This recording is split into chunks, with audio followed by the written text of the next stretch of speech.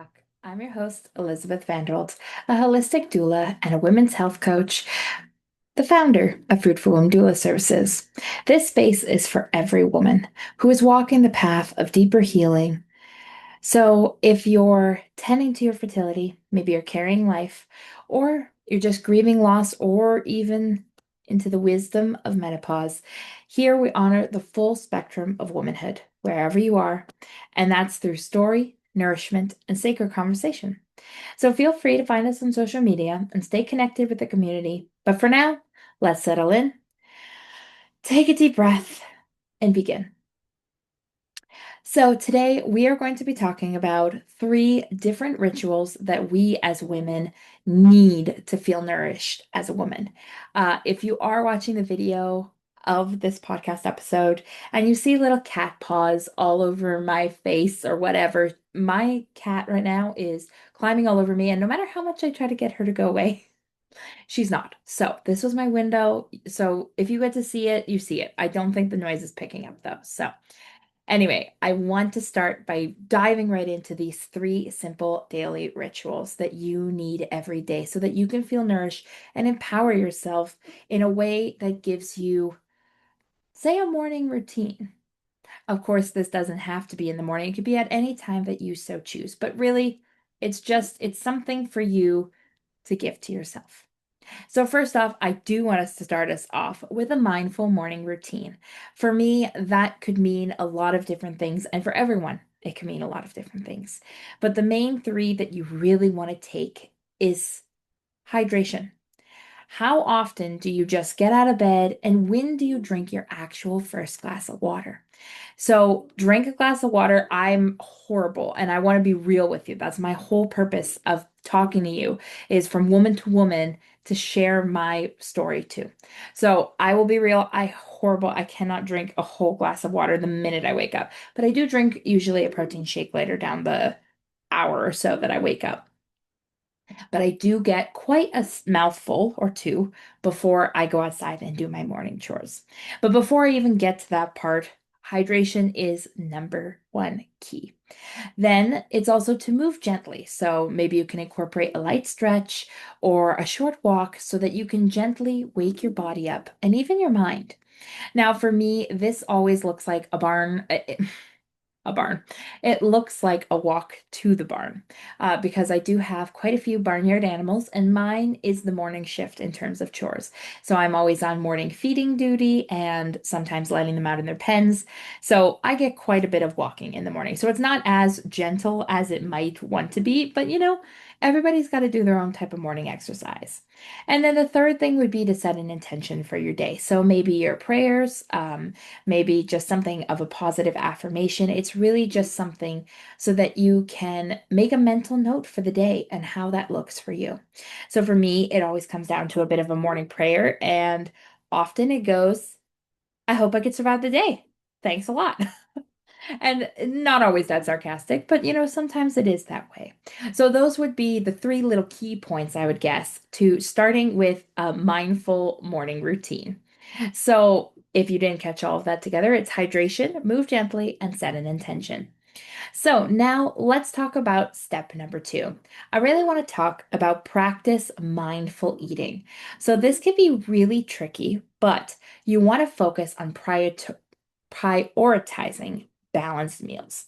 So with every meal, you should have some type of protein, a healthy fat, and of course, lots of colorful vegetables or fruits to fuel your body. So for me, often my food is very prepared healthy. I am very fortunate that my sister is the chef at the house.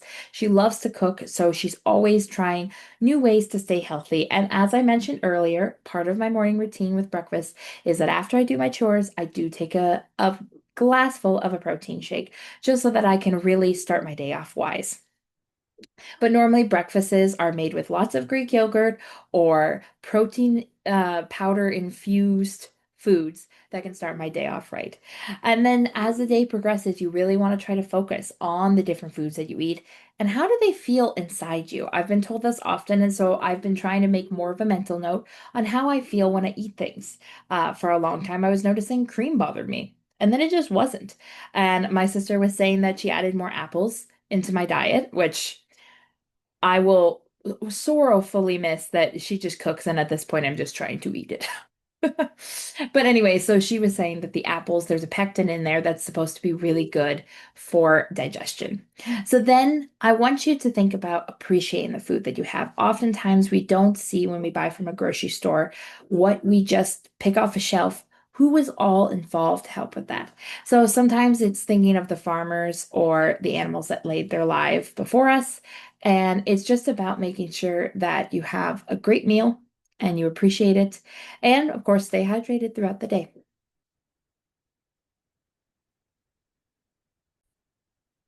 Now I want to talk about focusing on the preparation.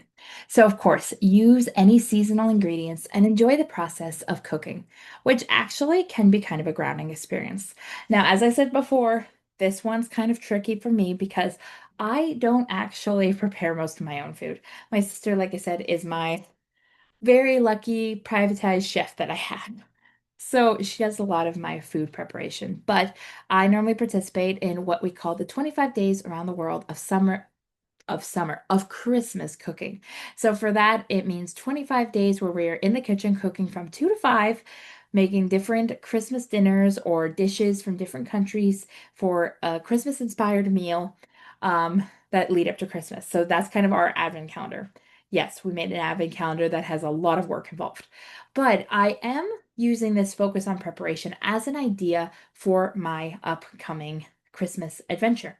So I'm really going to focus on making sure that I really enjoy the process of cooking. So those are the three steps or three little sub tips of practice mindful eating that I would recommend. So prioritizing the balanced meals, making sure you appreciate your food, and of course, focus on the preparation in a good way, which can be really hard if you have young kids at home or if you're really busy with a baby growing. Yeah, there's so many things. So I understand this is not something to be perfected. It is something just for us to learn to see something else. So the last one would be to actually create a calming evening ritual. So again, remember, since we're talking about these three simple daily rituals that we want to feel nourished as a woman, you really want to focus on an evening before bed. So a lot of people say unplug, and I know I will put that in there as kind of something to do as well. But, for me, I will start that I do not unplug. I sometimes use the technology to fall asleep. I got a beautiful tablet holder and I put on an old kids show that I used to watch from my childhood, and then I can finally relax my brain to go to sleep. Meditation for me is just not as good of a thing for me, but that's where I would say try to put in something like that if you can. I'm bad at it. So like I said, this one you could kind of sub ignore a little bit as well. And then the other one would be to actually practice gratitude. So before you go to bed, if you can reflect and appreciate some of the things that you have for your day, you'll actually see more of a happiness about life. I started doing this more this year, where instead of going to bed and I'm like, oh, all these terrible things happened, you know? It started getting better, started getting easier. And from there, I've gone to really more appreciate a lot of the good things. So, oh, I made it to a further distance in my evening walk. I did, I don't know, I can't think of all the different things, but like you try to think of three, or sometimes it's only one. I'll be real with you. I remember this February when my grandmother passed away, I couldn't go to bed and think of something grateful because I was like, what would there be to be grateful about this moment? So, there's always things that happen. And I coming from a place, because a lot of people think that when you come from a space of helping others heal, that you are this perfect person on the other side doing all the great things. And I wanted to show you that I'm a real person. I'm learning as I'm going too. And that's why these kind of podcast episodes are so important because it really helps you just see that A, I'm a real person, and B, that we're all trying stuff to do better for our lives. And so lastly, it's to engage in a relaxing activity before bed. So maybe for you, this is by taking a warm bath. Maybe it's doing some light stretching or yoga. And maybe it's even just reading a book or even journaling. For myself, like I said, I do kind of just watch some videos. I love true crime. I watch a lot of like Call Me Chris, or I'm trying to think of some of the other ones I've been watching. And I'm terrible. I love my art of my doula stuff. And so I will watch other doulas speak on the craft. I will watch birth videos. And sometimes this does put me to sleep. It sounds funny, but it really is something that I love. So it's just that relaxing point that your body can feel calm and your body can be like, okay, okay, we can now wind down to go to sleep. And sometimes I admit to you, I take a melatonin and I'm like, please help me pass out. I need something to help me fall asleep. So that is all for the create a calming evening ritual would be to unplug if you can, to engage in some relaxing activities and practice your gratitude if you can. So for all of these three simple rituals, I really suggest don't try doing it all tomorrow.